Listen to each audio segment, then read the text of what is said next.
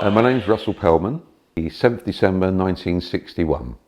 I lived in Mile End, well, Bow Mile End. There were 6 of us in a tiny 3-bedroomed flat. My dad, well, my dad was a bit of a, how can you say it? He'd done quite a few things, my dad. As in, he opened up one of the first reggae clubs in London. He also promoted wrestling. He was a chauffeur, minicab office. He'd done loads of things, my dad, whatever he had to do, he'd done. My mum worked, yeah, I mean, there was 4 of us, so it was 4 boys. So my mum kind of worked initially part-time. She used to work in the city. She worked for a couple of clothes shops. She worked for a couple Mercantile Credit, were owned by Barclays. And I think the last job she had, she actually helped out for kosher dinners. The school I went to, all the Jewish kids used to go to the local synagogue and have kosher dinners, and she worked there for a bit as well. You know, it was okay. I mean, it was tough. You know, we didn't have a lot of money like most kids, I suppose, that went to Brady. It was East London, you know, so, but it was okay. It was, personally, I think it's a lot safer then than it is now. I mean, we used to play out all the time, you know, in the street, in the bomb shelters, local cemetery, playing runouts. We had a mental hospital next door. We used to climb over the wall there and play tennis, you know, but we you know, pretty much out all day until our mums used to call to shout us to come in for dinner through the window, you know, from the flats. But, you know, we could go around, we got on buses from an early age by ourselves. It was not like now where everyone gets dropped off everywhere, you know, go to school by ourselves when we were 10 or whatever. So, yeah, but it was tough, you know, we didn't have a lot of money. But looking back on the childhood, we had quite a good time, yeah, it was good. You know, got up to mischief like all kids do, but as I said, it just, looking at what happens now and when you got your own kids, it just felt a lot safer then. I went to Brady mainly because my older brothers went there, and it was just one of those things, oh, you reach a certain age, you go to Brady. So that's probably the reason, yeah, that's why my parents sent me there. I mean, again, at the time, it's looking back on it, I think it was, you know, a sense of community, really, just getting, I mean, it was a Jewish club. There were non-Jewish kids there as well, which was, looking back at it, I think is quite good. It was pretty inclusive. You know, you didn't have to be Jewish to go there. But, again, you know, it's like, where else could we go to play football on a proper football 5-a-side pitch, or do the shows we used to do, or photography and weightlifting, table tennis? There was nowhere really else to go to do those things. So, you know, that's, I think, why we went, and that's why it was really enjoyable. I did pretty much everything. I think we even did, I'm pretty certain we even had snooker there, if I remember rightly, but there was a table tennis room, which was great, the gym, which was 5-a-side football and occasionally volleyball, basketball, the drama stuff, the shows. Yeah, there was loads of things going on. It was busy. You kept busy. Or a lot of people used to go there and just socialise, you know, and then just sit in a cafe and just have a chat and stuff like that. You weren't forced to do the activities. You only done them if you wanted to. I don't remember having to be forced to do anything. If you wanted to do it, you done it. If you didn't, you just sat, you know, people did sit around, you know, having a chat over a cup of coffee or whatever. There was a stage there, so it was a quite big hall. And we'd normally do probably 2 nights, I think, for the show. And yeah, it was quite good. We had some celebrities at the time come and see us. Jimmy Tarbuck came to one. John Conte, the boxer, came to another. I can't remember the others though, but every show there was always someone. There was like a guest there that turned up. It was great fun, yeah, it was really good. So I personally was in 4 shows. There was kind of like a little sketch show we did.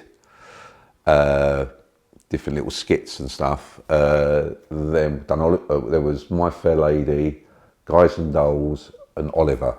They're the 4 shows I was in. I can't remember being in any others, but they were great. They were really good. It was fantastic. Yeah, it was great. You know, and family would come and watch them and stuff. It was really good.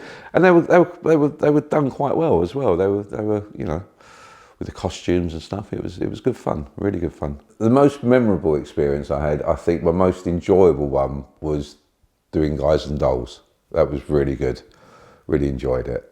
It was just a fun show to do, and I think we all enjoyed it. You know, I was with my friends, and it went down really well. Everyone said it was a really good show. We got, you know, really good reviews after. But all the shows were great, but that was my favourite, I think. Performing in front of people that, you know, from say whatever 13 or 14 years old, yeah, it did definitely give me a bit of confidence. You know, it was quite a, you know, as far as I know, it was a pretty well-known club. You know, and, there was a lot of support outside the club financially, I would imagine, to keep it going. So, but how they arrange these things, I've got no idea. Our leaders were Eric Finestone, Sonia Muscovich, yeah, Sonia Muscovich, and there were other older kind of Brady members that kind of used to be, I can't remember if they had titles or anything, but they used to be in charge and basically keep us in line, I would say. You know, to make sure things run smoothly, I would imagine. You know, you're looking after a lot of kids, especially when we're going on trips and stuff like that, but just the organisation stuff, you know, organising who's playing football or who's doing table tennis or whatever activity was going on. These, you know, people were kind of there in charge of those activities. I went on many a ski trip, many a time, and there was a camping thing at Ski, and I went abroad once with Brady to Gromeldonk, and that was my first time I've ever been abroad. I must have been, I would say, 14 or 15 when I went. Oh, it was great. It was good fun. It was really good fun. First time I ever experienced chips and mayonnaise and Stella. There we go. There were loads of activities at Ski. I mean, we all had to take turns in kind of clearing up after the meals and stuff. There was like a rota. Obviously, we were in kind of dorms, everyone shared. And there was just loads of things going on. We'd either go, I think one skeet time, we went bivouacking one time. We'd camp out for the night, if I remember rightly. Just games and, you know, just loads of things arranged. It was great. I mean, it was just, you know, away from home with your mates, basically. It was really good. Good memories of good times, you know. It's there's nothing, I can't say anything bad about it. It was all good. You know, I don't think you realised at the time when you were there what was going on. It was just a place to go and have fun, you know. But looking back on it, it was good memories because, you know, as I said before, times were pretty tough in the East End growing up in the 60s and 70s. We didn't have a lot, so it was something to look forward to. You know, you had your Brady friends, but also you had your school friends as well. So it was two separate groups, and I just thought it was quite a privilege. You know, it was something special. It was, you know, it wasn't based on pushing religion on you or anything like that. It was just getting kids together from a very, very poor background and giving them a good time. And yeah, it was great. It was really good. I think it is a shame. I really do, that there's not enough stuff for kids to do today. I know kids are into other things now, and times have changed and what kids do, but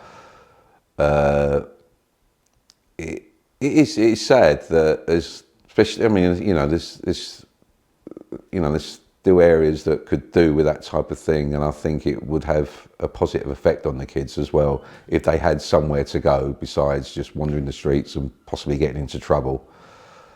It may not suit all of them because, you know, we live in different times now, but it's a shame that, I imagine it's all through funding, that there's no funding for these things anymore. And I think it would benefit society quite a bit if they had these clubs, for sure. You've still got things, you know, you've still got kids that go to boxing clubs and stuff like that, and you only ever hear positive stuff about it, you know. And I've got kids and got grandchildren, and they still go to they've got a lot of activities to do that are outside school, you know, with football or netball or whatever. But just having these type of, not just that one thing, having somewhere to go where they can do a lot of different things all in one place, I think it's going to be a good thing. Can't be a bad thing.